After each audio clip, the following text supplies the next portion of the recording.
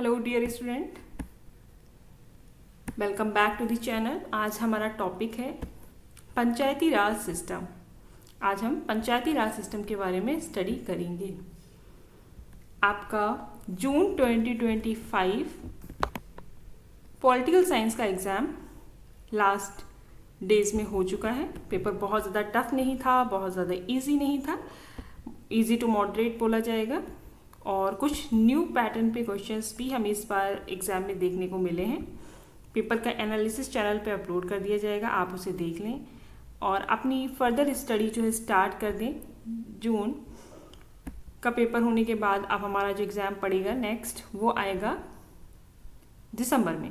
तो अभी हमारे पास काफ़ी टाइम है। अब हम यूजीसी नेट पेपर 1 और UGC net paper 2 political science की प्रिपरेशन इस चैनल के माध्यम से कराएंगे। अगर आपको हमारे लेक्चर वीडियोस पसंद आते हैं तो आप चैनल को लाइक, सब्सक्राइब और शेयर ज़रूर करें। आज का जो टॉपिक है वो है पंचायती राज सिस्टम, जिसमें हम पंचायती राज सिस्टम क्या है और उससे रिलेटेड जो प्रीवियस क्वेश्चंस हैं वो लेकर आ रहे हैं।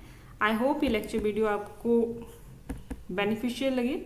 और ये क्वेश्चन जो है वो TGT, PGT exam political science कि अगर आप तैयारी कर रहे हैं असिस्टेंट प्रोफेसर के लिए, पीएचडी एग्जाम्स के, तो उसमें भी हेल्प करेंगे। आप लेक्चर वीडियो देख सकते हैं। साथ ही साथ ये हमारे यूजीसी नेट पेपर 2 के लिए बहुत ज़्यादा इंपॉर्टेंट है। अपनी तैयारी अभी से स्टार्ट करें सो दैट आप ज़्यादा से ज़्यादा स्कोर कर सकें और अपना प्लेस रिजर्व कर पाएँ in your selected candidate list. Let's begin with our questions and with our theory. आज का टॉपिक है हमारा पंचायती राज प्रणाली। पंचायती राज प्रणाली क्या है, हम इसकी प्रस्तावना देखते हैं। पंचायती राज प्रणाली क्या है? देखिए, पंचायती राज एक विकेंद्रीकृत शासन प्रणाली है। कैसी शासन प्रणाली है? डिसेंट्रलाइज गवर्नेंस सिस्टम है। डिसेंट्रलाइजेशन का मतलब क्या हो गया कि जो भी पावर है वो किसी एक सत्ता में केंद्रित नहीं है। इसका मतलब जो शक्ति है उसका विकेंद्रण किया गया है। अब यहाँ पे देखते हैं कैसी पंचायती राज प्रणाली है। विकेंद्रीकृत शासन प्रणाली की बात कर रहे हैं। ग्रामीण क्षेत्रों में, क्षेत्र कौन से ग्रामीण है? ग्रामीण क्षेत्रों में स्वशासन की अवधारणा पर आधारित है। स्वशासन की अवधारणा, स्वयं का शासन, इसकी अवधारणा पर आधारित है और संविधान के 73rd कॉन्स्टिट्यूशनल अमेंडमेंट एक्ट द्वारा संवैधानिक दर्जा प्रदान किया गया है। आगे देखते हैं। आज का टॉपिक आई होप आपको अच्छे से समझ में आए, आप इसके क्वेश्चंस भी टैकल कर पाएँ। काफ़ी ज़्यादा क्वेश्चंस इससे पूछे जाते हैं। बहुत इंपॉर्टेंट टॉपिक है, इसे अच्छे से पढ़ें, अच्छे से रिवाइज करें। पंचायती राज का इतिहास, अगर हम हिस्ट्री ऑफ पंचायती राज देखते हैं तो क्या है, 1957 में एक कमेटी बनी थी जिसका नाम था बलवंत राय मेहता समिति। अब इनकी कुछ रिकमेंडेशंस आई होंगी, देखते हैं क्या थी। देखिए, सबसे पहली बात, पंचायत जो है, पंचायत का गठन कहाँ पर हुआ? राजस्थान में हुआ। कौन से जिले में हुआ? नागौर डिस्ट्रिक्ट। ये कहाँ है? राजस्थान में है। और आपकी डेट रही है 2 अक्टूबर 1959। 2 अक्टूबर 1969 को राजस्थान में पहली बार पंचायत व्यवस्था का गठन किया गया था। 1985 में एक कमेटी आई है जिसका नाम है LM सिंघवी समिति। इसने संविधान में दर्जा देने की सिफारिश की थी। रिकमेंडेशन जो दिया गया था कि संविधान में इसको शामिल किया जाए, वो किसके माध्यम से किया गया था? लक्ष्मीमल सिंघवी समिति के माध्यम से।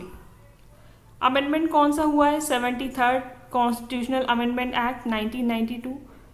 1992 में 73rd कॉन्स्टिट्यूशनल अमेंडमेंट पास किया गया जिसके थ्रू पंचायती राज सिस्टम को संवैधानिक दर्जा प्रदान किया गया था। इसकी प्रभावी तिथि देखिए, ये 24 अप्रैल 1993 से प्रभावी हुआ है। कब से हुआ है? 24 अप्रैल 1993। संविधान में जोड़े गए अनुच्छेद कौन से हैं? कौन से आर्टिकल्स थे जिनमें इस पंचायती राज व्यवस्था को स्थान दिया गया है? तो 243 से 243O तक। और एक शेड्यूल भी जोड़ी गई है, नई अनुसूची। कौन सी है वो? 11th schedule. और इसके विषय कितने हैं? 29 विषय हैं। इसमें कितने विषय रखे गए? 29 विषय। 11th शेड्यूल 29 विषय। नेक्स्ट टॉपिक देखते हैं, पंचायती राज की संरचना। स्ट्रक्चर क्या है, स्ट्रक्चर ऑफ पंचायती राज। इसमें ग्राम पंचायत होगी ग्रामीण स्तर पर, पंचायत समिति या जनपद पंचायत जिसे हम ब्लॉक लेवल की पंचायत कहते हैं, खंड स्तर पंचायत। तीसरा है जिला परिषद, जिला स्तर की पंचायत। और इस व्यवस्था को हम 3 टियर स्ट्रक्चर कहते हैं या त्रिस्तरीय संरचना कहते हैं। ये एक स्ट्रक्चर, यहाँ पे हमने पंचायती राज व्यवस्था का पूरा देखा कि पंचायती राज व्यवस्था का स्ट्रक्चर क्या है।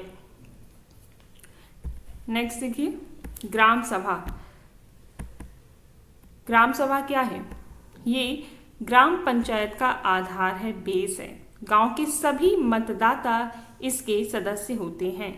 निर्णय लेने में कैसी भागीदारी है, डायरेक्ट सीधी भागीदारी होती है। निर्णय लेने में सीधी भागीदारी होती है।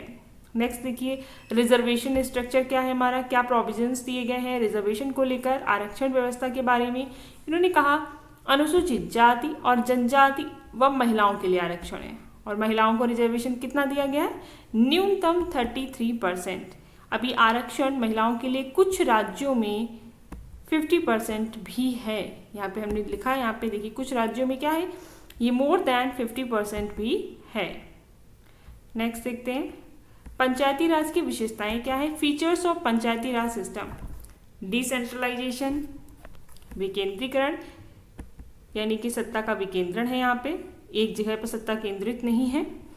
और दूसरा देखिए भागीदारी लोकतंत्र, पार्टिसिपेटिव डेमोक्रेसी की बात कर रहे हैं। सामाजिक समावेशिता, इसमें सोशल इंक्लूजन देखने को मिल रहा है।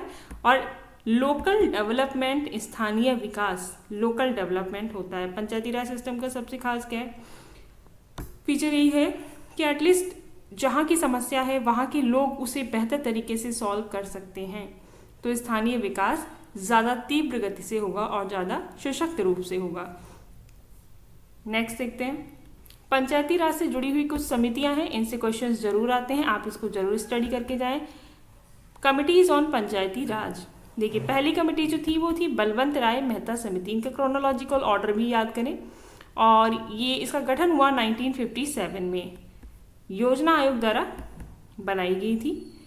सिफारिशें क्या थी इनकी कि त्रिस्तरीय पंचायती राज व्यवस्था की बात करते हैं, ग्राम पंचायत, जिला पंचायत या खंड पंचायत इसको हम कहेंगे, और जिला परिषद। जैसा लिखा है वैसे ही पढ़ते हैं इसको, ग्राम पंचायत, पंचायत समिति, जिला परिषद। पंचायती राज को विकास योजनाओं के कार्यान्वयन का उत्तरदायित्व दिया जाए। कहा पंचायती राज को क्या देना चाहिए, विकास योजनाओं के कार्यान्वयन, मतलब जो इम्प्लीमेंटेशन है वो पंचायती राज के द्वारा विकास योजनाओं का किया जाना चाहिए। सीधे चुनाव ग्राम पंचायत के लिए होना चाहिए, अभी देखते भी हम डायरेक्ट इलेक्शन ही होता है ग्राम पंचायत के लिए। और शेष 2 स्तरों पर अप्रत्यक्ष चुनाव के बारे में बलवंत राय मेहता कमेटी ने रिकमेंडेशन दी थी। ग्राम पंचायत के लिए कैसा चुनाव हो, डायरेक्ट होना चाहिए, सीधे होना चाहिए। और शेष 2 स्तर हैं उनके लिए चुनाव इन्होंने अप्रत्यक्ष चुनाव की बात की थी। नेक्स्ट देखते हैं, जो हमारी कमेटी थी वो थी Ashok Mehta committee. Next committee क्या थी, अशोक मेहता कमेटी। तो इसका गठन कब हुआ, ये जनता पार्टी सरकार द्वारा इसका गठन किया गया है। कभी कभी इस तरीके के क्वेश्चंस देखने को भी मिले हैं, यूपीएचएससी के द्वारा जो पेपर कंडक्ट कराया गया था उसमें इस तरीके के क्वेश्चन आए भी हैं। तो अशोक मेहता कमेटी का गठन किस पार्टी के टाइम पे हुआ, जनता पार्टी के समय पर। और टाइम पीरियड देखिए 1977 है। मुख्य सिफारिशें क्या थी या मुख्य रिकमेंडेशंस जो थी इस समिति की क्या थी, इन्होंने 2 स्तरीय पंचायती राज की बात की, जिसमें जिला पंचायत और मंडल पंचायत होना चाहिए। इन्होंने क्या कहा, 2 स्तरीय, यानी कि 2 लेवल होनी चाहिए, 2 टियर सिस्टम की बात ही कर रहे हैं, जिसमें आपका एक डिस्ट्रिक्ट लेवल होगा और एक मंडल लेवल होगा। जिला परिषद को प्रमुख इकाई बनाना, इन्होंने कहा जिला परिषद क्या होनी चाहिए, प्रमुख इकाई होनी चाहिए। राजनीतिक दलों की भागीदारी को प्रोत्साहन देना, राजनीतिक दलों की भागीदारी इसमें दिखाई पड़े। और पंचायतों को संवैधानिक दर्जा देने की सिफारिश की गई। संवैधानिक दर्जा किसको दिया जाए, पंचायतों को संवैधानिक दर्जा देने की बात भी अशोक मेहता कमेटी ने की थी। नेक्स्ट देखते हैं, नेक्स्ट कमेटी की क्या रिकमेंडेशन है, कब गठन हुआ।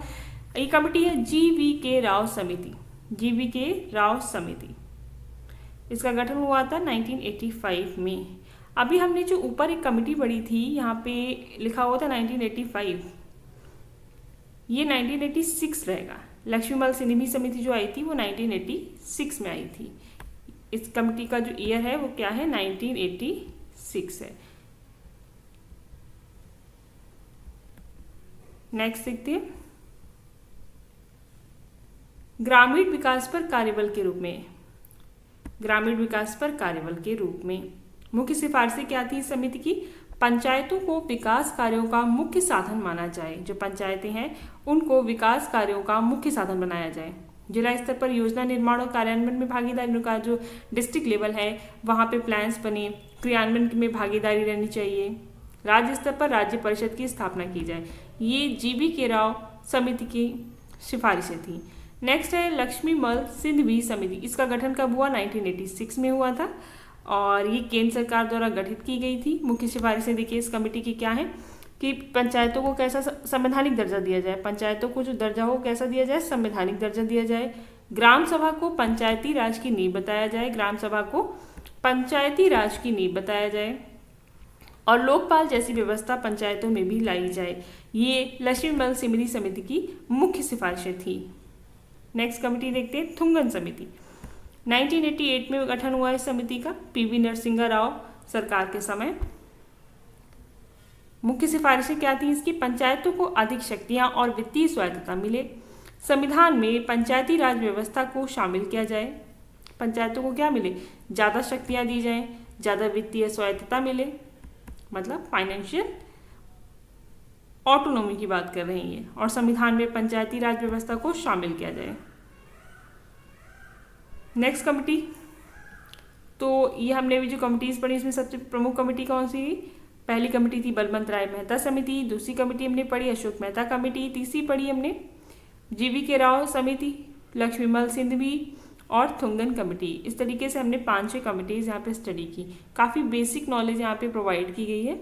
अब हम इससे जुड़े हुए कुछ क्वेश्चंस भी देखते हैं। हमारा पहला क्वेश्चन क्या है,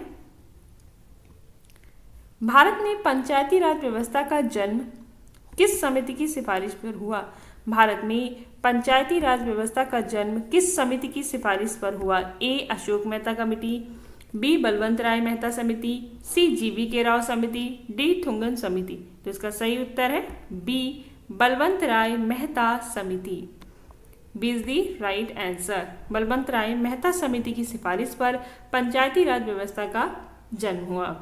नेक्स्ट देखिए, 73वां यानी 73rd कॉन्स्टिट्यूशनल अमेंडमेंट एक्ट किस वर्ष प्रभावी हुआ था, ए 1989, बी 1990, सी 1993, डी 1995। इसका सही उत्तर है सी 1993। 1993 में 73वां संविधान संशोधन प्रभावी हुआ था। नेक्स्ट क्वेश्चन देखिए, संविधान में पंचायती राज से संबंधित अनुच्छेद कौन से हैं, संविधान में पंचायती राज से संबंधित अनुच्छेद कौन से हैं, A article 243 to 243 O, article 242 260, option C article 252 270, option D article 302 to 320।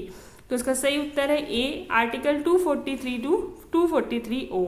A is the right answer. Next question देखिए, पंचायती राज व्यवस्था में कितने स्तर होते हैं, पंचायती राज व्यवस्था में कितने स्तर होते हैं, ए 2, बी 3, सी 4, डी 1। तो पंचायती राज व्यवस्था में 3 स्तर होते हैं। B is the right answer. Next question देखिए, 11वीं अनुसूची में कितने विषय पंचायती राज को सौंपे गए, 11वीं अनुसूची में कितने विषय पंचायती राज को सौंपे गए, option A 21, option B 25, option C 29, option D 30। तो इसका सही उत्तर है सी 29 सब्जेक्ट्स जो हैं 11th शेड्यूल में पंचायती राज व्यवस्था को सौंपे गए हैं। नेक्स्ट क्वेश्चन देखिए, किस समिति ने पंचायतों को संवैधानिक दर्जा देने की सिफारिश की थी, किस समिति ने पंचायतों को संवैधानिक दर्जा देने की सिफारिश की थी, A Balwant Rai Mehta committee, B Ashok Mehta committee, C Laxmimal Singhvi committee, D G V K Rao committee. तो इसका सही उत्तर है सी लक्ष्मीमल सिंधवी समिति 1986, Laxmimal Singhvi committee. C is the right answer. Next question देखिए, भारत का पहला राज्य जिसने पंचायती राज व्यवस्था लागू की थी। ए गुजरात, बी महाराष्ट्र, सी राजस्थान, डी पंजाब। तो इसका सही उत्तर है सी राजस्थान। 2 अक्टूबर 1959 को राजस्थान के नागौर डिस्ट्रिक्ट में पहली बार पंचायती राज व्यवस्था का गठन हुआ था। सी इज दी राइट आंसर। हमारा नेक्स्ट क्वेश्चन है, ग्राम सभा का सदस्य कौन होता है। ग्राम सभा का सदस्य कौन होता है। हमारे ऑप्शंस इस तरह हैं, ए सरपंच, बी ग्राम पंचायत के कर्मचारी, सी ग्राम का प्रत्येक मतदाता, डी केवल पुरुष सदस्य। तो इसका सही उत्तर है सी ग्राम का प्रत्येक मतदाता। C is the right answer. Next question देखिए, भारत में त्रिस्तरीय पंचायती राज व्यवस्था की सिफारिश किस समिति ने की थी। हमारे ऑप्शंस हैं, ए अशोक मेहता समिति, बी बलवंत राय मेहता समिति, सी थुंगन समिति, डी GVK राव समिति। तो त्रिस्तरीय टियर सिस्टम की जो सिफारिश थी वो बलवंत राय मेहता कमेटी ने की थी। B is the right answer. 1957 में गठित हुई थी बलवंत राय मेहता समिति और इन्होंने त्रिस्तरीय पंचायती राज व्यवस्था की सिफारिश की, जिसमें ग्राम पंचायत, पंचायत समिति और जिला परिषद की सिफारिश की गई थी। यह स्थानीय सुशासन की नींव मानी जाती है। नेक्स्ट क्वेश्चन देखते हैं, 73वां संविधान संशोधन अधिनियम पंचायती राज से संबंधित है। इसमें संविधान में कौन सी अनुसूची जोड़ी गई थी। ऑप्शंस हैं, ए 8वीं अनुसूची, बी 9 शेड्यूल, सी 11 शेड्यूल, डी 12 शेड्यूल। तो इसका सही उत्तर है सी 11वीं अनुसूची। इसका सही उत्तर है सी 11वीं अनुसूची जो है वो 73वें संविधान संशोधन के द्वारा जोड़ी गई थी, 11th schedule. So C is the right answer. अब इसमें विषय कितने दिए गए थे, 29 सब्जेक्ट्स दिए गए थे। कौन कौन से विषय है, जैसे कृषि है, जल आपूर्ति है, स्वास्थ्य है, ग्रामीण, सड़कें आदि विषयों को इसमें शामिल किया गया था। हमारा नेक्स्ट क्वेश्चन है, ग्राम सभा के बारे में कौन सा कथन सही है। ग्राम सभा के बारे में कौन सा कथन सही है। ए इसमें केवल ग्राम पंचायत सदस्य होते हैं, बी या केवल सलाहकार संस्था होती है, सी या ग्राम के सभी पंजीकृत मतदाताओं की सभा होती है, डी इसमें जिला परिषद के सदस्य शामिल होते हैं। तो इसका सही उत्तर है सी, यह ग्राम के सभी पंजीकृत मतदाताओं की सभा होती है। C is the right answer. ग्राम के सभी पंजीकृत मतदाताओं की सभा होती है ग्राम सभा। सी इज दी राइट आंसर। अब देखिए एक्सप्लेनेशन देखते हैं। ग्राम पंचायत व्यवस्था की सबसे बुनियादी इकाई है। ग्राम सभा क्या है, ये ग्राम पंचायत या पंचायत व्यवस्था की बुनियादी इकाई है। इसमें ग्राम के सभी मतदाता सदस्य होते हैं जो योजना, बजट, निर्णय आदि में भाग लेते हैं। हमारा नेक्स्ट क्वेश्चन है, पंचायती राज को संवैधानिक दर्जा कब प्राप्त हुआ। पंचायती राज को संवैधानिक दर्जा कब प्राप्त हुआ। हमारे ऑप्शंस हैं, ए 26 जनवरी 1950, बी 2 अक्टूबर 1959, सी 24 अप्रैल 1993, डी 15 अगस्त 1992। इसका सही उत्तर है सी 24 अप्रैल 1993। सी इज दी राइट आंसर। व्याख्या देखते हैं। 73वें संविधान संशोधन अधिनियम 1992 को 24 अप्रैल 1993 से लागू किया गया। इसके तहत पंचायती राज संस्थाओं को संविधान में स्थान मिला और उन्हें संवैधानिक अधिकार प्राप्त हुए। हमारा नेक्स्ट क्वेश्चन है, अशोक मेहता समिति ने पंचायती राज के कितने स्तरों की सिफारिश की थी। कितने लेवल्स बताए थे या उनकी सिफारिश की थी। तो हमारे ऑप्शंस हैं, 1, option B 2, option C 3, option D 4। इसका सही उत्तर है B, option B is the right answer. Ashok Mehta समिति ने 2 स्तरों की सिफारिश की थी। 1977 में गठित अशोक मेहता समिति ने द्विस्तरीय पंचायती राज प्रणाली जिसमें मंडल पंचायत और जिला पंचायत की सिफारिश की थी। यह प्रणाली कार्यकुशलता पर अधिक केंद्रित थी और ये बनी कब थी, 1977 में। नेक्स्ट क्वेश्चन देखते हैं। पंचायती राज व्यवस्था का मुख्य उद्देश्य क्या है? पंचायती राज व्यवस्था का मुख्य उद्देश्य क्या है? हमारे ऑप्शंस हैं ए केवल कर संग्रह करना, बी ग्रामीण विकास में लोगों की भागीदारी सुनिश्चित करना, ऑप्शन सी शिक्षा व्यवस्था चलाना, ऑप्शन डी न्यायपालिका का नियंत्रण।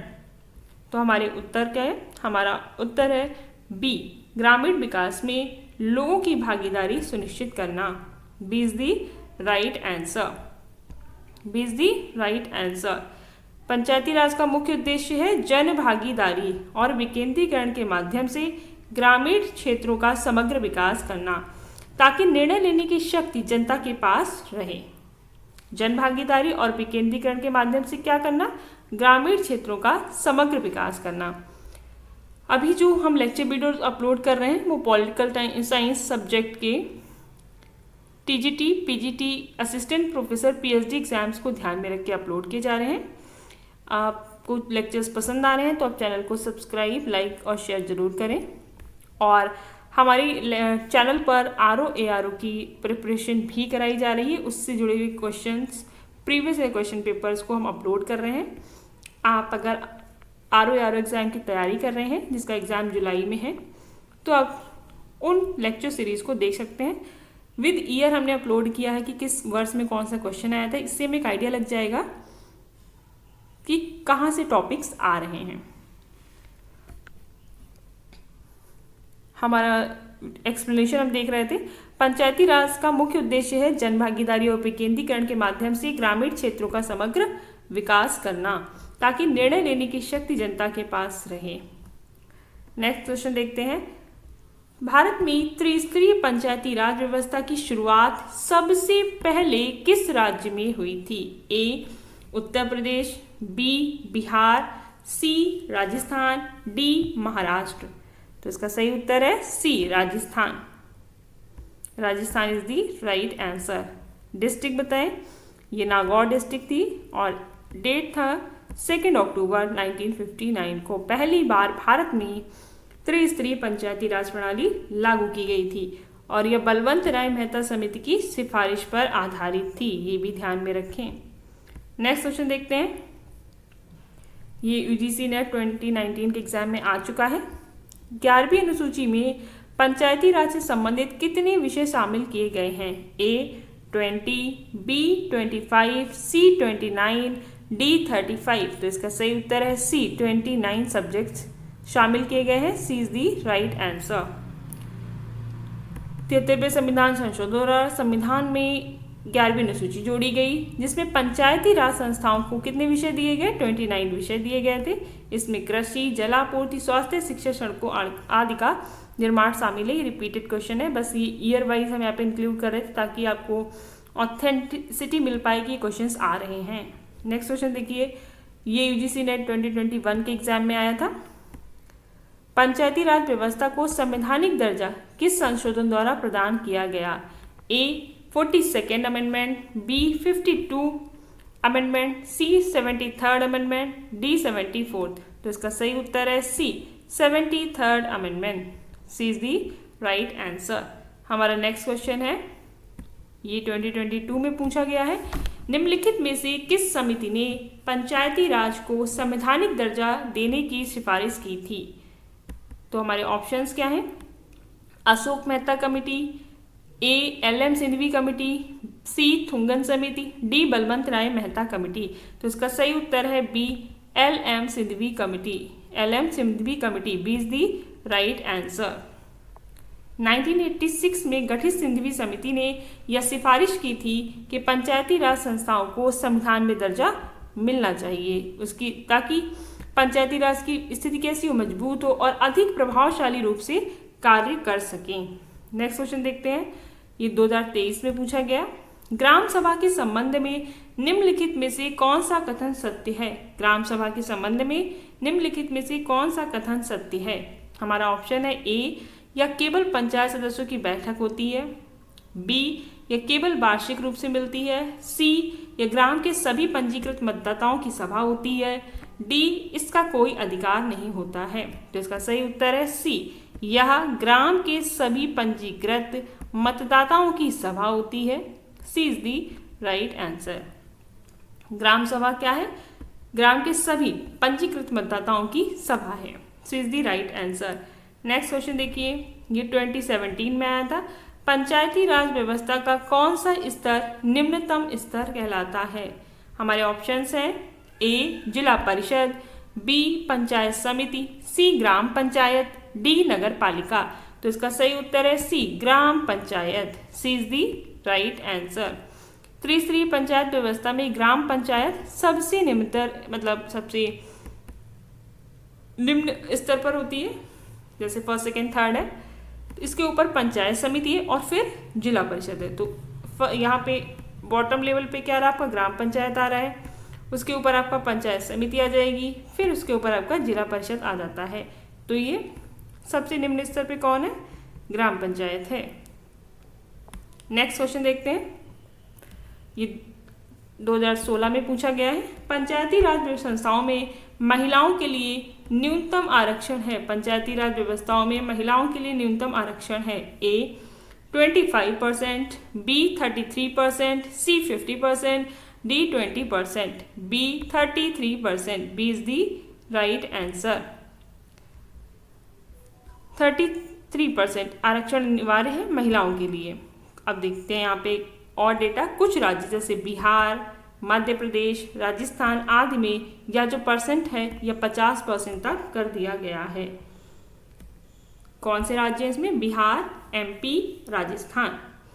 नॉर्मली अगर देखा जाए तो 33% तक का रिजर्वेशन, वीमेन रिजर्वेशन पंचायती राज संस्थाओं के लिए अनिवार्य किया गया है। नेक्स्ट क्वेश्चन देखते हैं, ये 2020 का है। निम्न में से कौन पंचायती राज व्यवस्था का भाग नहीं है?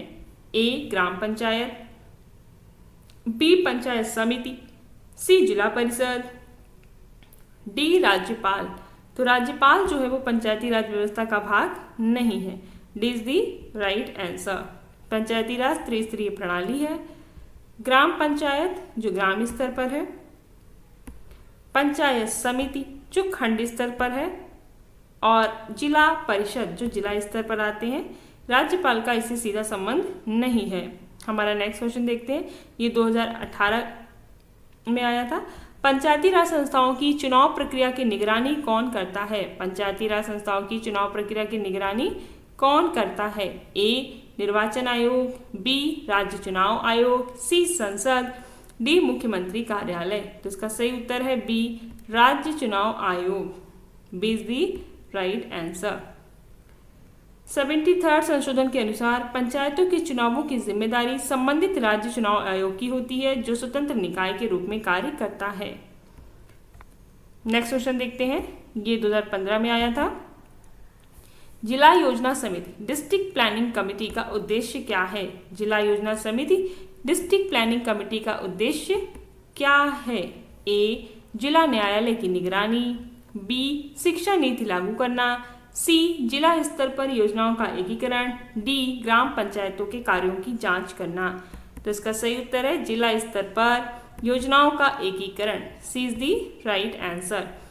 देखिए 74th कॉन्स्टिट्यूशनल अमेंडमेंट एक्ट के तहत जिला योजना समिति का गठन होता है, जिसका उद्देश्य नगर निकायों और पंचायतों से प्राप्त योजनाओं का समन्वय कर एक समेकित जिला योजना बनाना है। C is the right answer. Next question देखिए, ये 2014 का है। निम्नलिखित में से कौन सा पंचायत स्तर पर कार्य करता है? ए लोकसभा, बी जिला परिषद, सी राज्यसभा, डी विधान परिषद। तो इसका सही उत्तर है बी जिला परिषद। B is the right answer. जिला परिषद पंचायती राज प्रणाली का शीर्ष स्तर है, जो जिला स्तर पर योजनाओं, विकास कार्यों और प्रशासनिक निगरानी का कार्य करता है। इसका सही उत्तर क्या है? जिला परिषद। नेक्स्ट क्वेश्चन देखते हैं, ये 2022 में पूछा गया था। 73वें संविधान संशोधन में पंचायती राज व्यवस्थाओं के लिए कार्यकाल निर्धारित है। हमारे ऑप्शंस हैं ए 3 इयर्स, बी 4 वर्ष, सी 5 वर्ष, डी 6 वर्ष। तो इसका सही उत्तर है 5 वर्ष। सी इज दी राइट आंसर, 5 वर्ष। पंचायतों का कार्यकाल 5 वर्षों के लिए होता है और चुनाव कार्यकाल समाप्त होने से पहले कराए जाने चाहिए। विलंब की स्थिति में 6 माह के भीतर चुनाव कराना अनिवार्य होता है। जैसे इनका नॉर्मली ड्यूरेशन ऑफ वर्क कितना दिया गया है, 5 ईयर्स दिया गया है, तो 5 years is the right answer. Next question देखते हैं, ये 2021 में पूछा गया। पंचायती राज व्यवस्था की स्थापना संविधान के किस भाग में की गई है? पंचायती राज व्यवस्था की स्थापना संविधान के किस भाग में की गई है? हमारा ऑप्शन है ए भाग 9, बी भाग 10, सी भाग 11, डी भाग 12, पार्ट 9, पार्ट 10, पार्ट 11, पार्ट 12। तो इसका सही उत्तर है ए पार्ट 9, भाग 9 इज दी राइट आंसर। भाग कितना है इसका? पार्ट है 9 और आर्टिकल है 243 से 240 तक पंचायती राज संस्थाओं की स्थापना की गई है। नेक्स्ट क्वेश्चन देखते हैं, ये 2019 में आया था। जिला परिषद के अध्यक्ष का चुनाव कौन करता है? जिला परिषद के अध्यक्ष का चुनाव कौन करता है? हमारे ऑप्शंस इस तरह हैं, ए राज्यपाल, बी मुख्यमंत्री, सी जिला पंचायत सदस्य, डी राज्य निर्वाचन आयोग। इसका सही उत्तर है सी जिला पंचायत सदस्य। सी इज दी राइट आंसर। जिला परिषद का अध्यक्ष जिला परिषद के निर्वाचित सदस्यों द्वारा चुना जाता है। C is the right answer. Next question है, ग्राम पंचायत की कार्यकारिणी प्रमुख कौन होता है? ग्राम पंचायत की कार्यकारिणी प्रमुख कौन होता है? हमारे ऑप्शन है, देखते हैं, ए सचिव, B sarpanch, C BDO, D collector. तो इसका सही उत्तर है B sarpanch. B is the right answer. ग्राम पंचायत की कार्यपालिका प्रमुख सरपंच होता है, जिसे आमतौर पर प्रत्यक्ष रूप से ग्रामवासियों द्वारा चुना जाता है। जिसे प्रत्यक्ष रूप से ग्रामवासियों द्वारा चुना जाता है। नेक्स्ट क्वेश्चन देखते हैं, 73वां संविधान संशोधन अधिनियम किस वर्ष संसद द्वारा पारित किया गया था? रिपीटेड क्वेश्चन है। इसका सही उत्तर क्या है? सी 1993। सी इज दी राइट आंसर। यह अधिनियम, अब देखिए, यह अधिनियम 1992 में संसद द्वारा पारित हुआ, लेकिन ये प्रभाव में कब आया था? 1993 में ये प्रभाव में आया था। हमारा नेक्स्ट क्वेश्चन देखते हैं क्या है। निम्न में से कौन पंचायती राज की त्रिस्तरीय प्रणाली का मध्य स्तर है? पंचायती राज की त्रिस्तरीय प्रणाली का मिडिल लेवल है, मध्य स्तर है। ए ग्राम पंचायत, बी पंचायत समिति, सी जिला परिषद, डी नगर पालिका। तो इसका सही उत्तर है बी पंचायत समिति। B is the right answer. Panchayat समिति या जनपद पंचायत त्रिस्तरीय प्रणाली का मध्य स्तर है या ब्लॉक स्तर पर कार्य करती है। किस स्तर पर कार्य करता है? ब्लॉक स्तर पर पंचायत समिति। नेक्स्ट क्वेश्चन देखिए, पंचायतों में वित्तीय संसाधनों की अनुशंसा करने वाली समिति कौन सी होती है? ए नीति आयोग, बी राज्य योजना बोर्ड, सी राज्य वित्त आयोग, डी लोक सेवा आयोग। तो इसका सही उत्तर है सी राज्य वित्त आयोग। राज्य वित्त आयोग पंचायतों में वित्तीय संसाधनों की अनुशंसा करती है। देखिए, संविधान के अनुच्छेद 243I के तहत प्रत्येक राज्य सरकार को 5 वर्षों में एक बार राज्य वित्त आयोग का गठन करना होता है, जो पंचायतों को वित्तीय सहायता पर सुझाव देता है। हमारा नेक्स्ट क्वेश्चन है, पंचायती राज संस्थाओं को न्यायिक शक्तियां किस हद तक प्राप्त हैं? ए पूर्ण न्यायिक शक्तियां, बी आंशिक न्यायिक शक्तियां, सी कोई न्यायिक शक्ति नहीं, डी केवल राज्यपाल की अनुमति से। तो इसका सही उत्तर है बी आंशिक न्यायिक शक्तियां। B is the right answer. Explanation देखते हैं, पंचायतों को कुछ मामूली आपराधिक और दीवानी मामलों में न्यायिक अधिकार दिए गए हैं, जैसे कि ग्राम न्यायालय अधिनियम के अंतर्गत। नेक्स्ट क्वेश्चन देखते हैं, पंचायती राज के संदर्भ में बीडीओ का पूर्ण रूप क्या है? बीडीओ का पूर्ण रूप क्या है? A block division officer, B block development officer, C bureau district officer, D basic development organiser.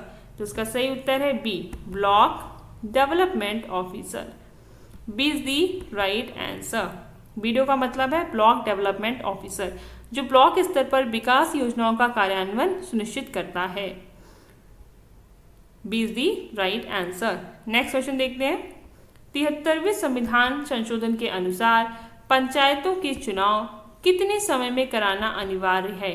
हमारे ऑप्शंस हैं ए हर 6 साल में, बी हर 7 साल में, सी प्रत्येक 5 साल में, डी जब सरकार चाहे। तो इसका सही उत्तर है सी हर 5 साल में। सी इज दी राइट आंसर। संविधान के अनुसार पंचायतों का कार्यकाल 5 वर्ष का होता है। उनका चुनाव कार्यकाल समाप्ति के पहले ही कराना अनिवार्य है। हमारा नेक्स्ट क्वेश्चन क्या है? Let's see. राज्य वित्त आयोग कितने वर्षों में गठित होता है? राज्य वित्त आयोग कितने वर्षों में गठित किया जाता है? हमारे ऑप्शंस हैं ए प्रत्येक 3 साल में, बी प्रत्येक 5 साल में, सी प्रत्येक 6 साल में, डी प्रत्येक 10 साल में। तो इसका सही उत्तर है बी प्रत्येक 5 साल में राज्य वित्त आयोग का गठन किया जाता है। आर्टिकल 243I के तहत प्रत्येक राज्य को हर 5 साल में एक राज्य वित्त आयोग का गठन करना होता है, जो पंचायतों और नगर निकायों को वित्तीय संसाधन आवंटित करने की सिफारिश करता है। नेक्स्ट क्वेश्चन देखिए। किस संविधान संशोधन अधिनियम ने शहरी स्थानीय निकायों को संवैधानिक दर्जा प्रदान किया? हमारे ऑप्शंस हैं ए 72, बी 73, सी 74, डी 75। इसका सही उत्तर है 74th अमेंडमेंट। शहरी स्थानीय निकायों को संवैधानिक दर्जा, शहरी स्थानीय निकायों को संवैधानिक दर्जा दिया गया है 74th कॉन्स्टिट्यूशनल अमेंडमेंट एक्ट के तहत, जैसा कि पंचायतों को 73वें संशोधन में मिला था। नेक्स्ट क्वेश्चन देखते हैं। निम्न में से कौन पंचायत स्तर पर योजना बनाता है? ए सरपंच, बी राज्य सरकार, सी पंचायत समिति, डी संसद। तो इसका सही उत्तर है सी पंचायत समिति। C is the right answer. Panchayat समिति ब्लॉक स्तर पर कार्य करती है और स्थानीय विकास योजनाओं का निर्माण एवं कार्यान्वयन करती है। नेक्स्ट क्वेश्चन देखते हैं। जिला परिषद का मुख्य कार्य क्या होता है? या जिला परिषद का मुख्य कार्य कौन सा है? हमारे ऑप्शंस हैं ए कानून बनाना, बी विकास योजनाओं का समन्वय, सी राज्य बजट पास करना, डी न्यायिक कार्य। तो इसका सही उत्तर है बी विकास योजनाओं का समन्वय। B is the right answer. जिला परिषद विकास कार्यों और पंचायत समिति से प्राप्त योजनाओं का समन्वय करती है तथा जिले के समग्र विकास के लिए योजना बनाती है। हमारा नेक्स्ट क्वेश्चन है। ग्राम पंचायत का सचिव किसके अधीन कार्य करता है? ग्राम पंचायत का सचिव किसके अधीन कार्य करता है? A sarpanch, B BDO, C जिला परिषद, डी राज्य सरकार। इसका सही उत्तर है B BDO. B is the right answer. Next question देखिए। निम्न में से कौन पंचायती राज व्यवस्था का संवैधानिक अंग नहीं है? निम्न में से कौन पंचायती राज व्यवस्था का संवैधानिक अंग नहीं है? हमारे ऑप्शंस है ए ग्राम पंचायत, बी पंचायत समिति, सी नगर पालिका, डी जिला परिषद। तो इसका सही उत्तर है सी नगर पालिका। सी इज दी राइट आंसर। नगर पालिका शहरी स्थानीय निकाय है, जबकि ग्राम सभा, पंचायत समिति, जिला परिषद पंचायती राज प्रणाली के अंग हैं। इसमें ग्राम पंचायत, पंचायत समिति और आपका जिला परिषद ये सभी पंचायती राज प्रणाली के अंग हैं। हमारा नेक्स्ट क्वेश्चन देखते हैं। राजस्थान में पंचायती राज व्यवस्था का शुभारंभ किस पंचवर्षीय योजना के दौरान हुआ था? राजस्थान में पंचायती राज व्यवस्था का शुभारंभ किस पंचवर्षीय योजना के दौरान हुआ? ए तीसरी, बी पहली, सी दूसरी, डी चौथी। तो सही उत्तर है सेकेंड जो 5 ईयर प्लान था उसके तहत राजस्थान में पंचायती राज व्यवस्था का शुभारंभ किया गया था।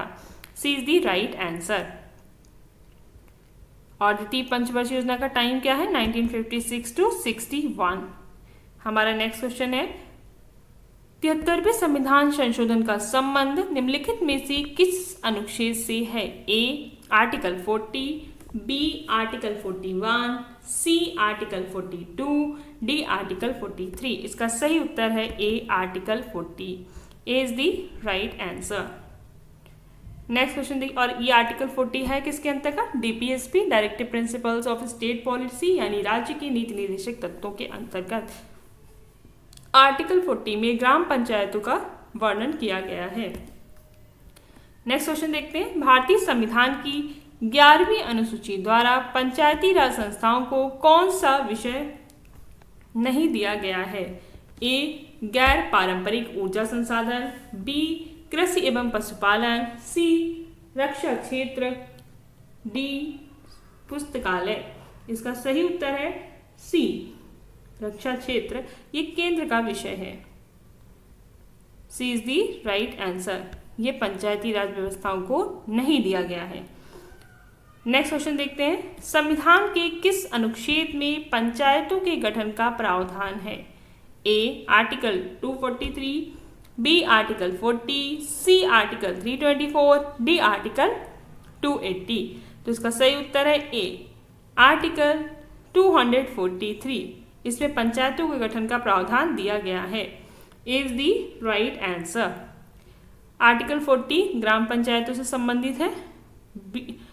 आर्टिकल 324 चुनाव आयोग से संबंधित है। आर्टिकल 280 ये वित्त आयोग के गठन से संबंधित है। नेक्स्ट क्वेश्चन देखते हैं, त्रिस्तरीय पंचायती राज व्यवस्था में कौन से स्तर शामिल हैं? ए, ग्राम पंचायत, जनपद पंचायत, जिला पंचायत, बी, ग्राम पंचायत, राज्य पंचायत, केंद्रीय पंचायत, सी, ग्राम सभा, पंचायत समिति, राज्य सभा, और डी, पंचायत। अभी तक जितने भी लेक्चर्स हमने आपको कंप्लीट कराए हैं ये सभी एग्जाम ओरिएंटेड हैं और प्रीवियस ईयर क्वेश्चन पेपर्स पे बेस्ड हैं। आई होप आपको लेक्चर वीडियोस पसंद आ रहे हैं। अगर आपको लेक्चर्स पसंद आ रहे हैं तो चैनल को लाइक, सब्सक्राइब और शेयर जरूर करें। ग्राम सभा, पंचायत समिति, राज्यसभा, डी, पंचायत समिति, विधानसभा और राज्यसभा। तो इसका सही उत्तर है ए, ग्राम पंचायत, जनपद पंचायत और जिला पंचायत। ए इज दी राइट आंसर। हमारा नेक्स्ट क्वेश्चन क्या है? पंचायत चुनाव कराने की जिम्मेदारी किसकी होती है? ए, राज्य सरकार, बी, भारत सरकार, सी, चुनाव आयोग, डी, राज्य निर्वाचन आयोग। तो इसका सही उत्तर है डी, राज्य निर्वाचन आयोग। आर्टिकल 243 के में ये मेंशन किया गया है। नेक्स्ट क्वेश्चन देखिए, संविधान में ग्राम सभा का उल्लेख किस अनुच्छेद में किया गया है? A, 243A, B, 243C, D, 243E, D, 243M। इसका सही उत्तर है A, 243A is the right answer. हमारा नेक्स्ट क्वेश्चन है, पंचायती राज के संबंध में अनुच्छेद 40 क्या कहता है? ए, शिक्षा का अधिकार, बी, ग्राम पंचायतों के संगठन को बढ़ावा देना, सी, सूचना का अधिकार, डी, बच्चों के अधिकार। तो इसका सही उत्तर है बी, ग्राम पंचायतों के संगठन को बढ़ावा देना। B is the right answer. Article 40 में राज्य के नीति निर्देशक तत्वों के तहत ग्राम पंचायतों के गठन का निर्देश देता है। 40 में ग्राम पंचायतों के गठन के बारे में बात की गई है। नेक्स्ट देखते हैं, देखिए महत्वपूर्ण अनुच्छेद पंचायती राज से संबंधित। आर्टिकल 40 ग्राम पंचायतों के संगठन को प्रोत्साहन देना, राज्य नीति निर्देशक सिद्धांत। 243 में क्या है? परिभाषा दी गई है। 243A में क्या दिया गया? ग्राम सभा की शक्तियाँ। 243B ग्राम पंचायतों की संरचना। 243C सीटों की संख्या और आरक्षण। 243D आरक्षण। 243E कार्यकाल। 243F अयोग्यता। 243G पंचायतों की शक्तियाँ। 243H वित्तीय अधिकार। 243K राज्य निर्वाचन आयोग। तो ये महत्वपूर्ण अनुच्छेद हैं जो कि पंचायती राज व्यवस्था से संबंधित हैं। आज का हमारा लेक्चर वीडियो कंप्लीट होता है। आई होप आपको लेक्चर्स पसंद आ रहे हैं। अगर आपको लेक्चर्स पसंद आ रहे हैं तो आप चैनल को लाइक, सब्सक्राइब और शेयर करें। अगर आप political science PhD assistant professor TGT, PGT, UGC net exam के प्रिपरेशन कर रहे हैं तो चैनल के से कनेक्टेड रहें और चैनल के माध्यम से आप अपनी तैयारी कर सकते हैं। साथ ही साथ हम RO ARO एग्ज़ाम की प्रिपरेशन भी कराते हैं और इससे जो एग्ज़ाम से जुड़े हुए क्वेश्चंस यहाँ पे अपलोड किए जाते हैं। Thank you for watching till and. I hope आपको लेक्चर्स और उसका मटेरियल दोनों ही पसंद आ रहे हैं। All the best for your upcoming exams. Thank you very much.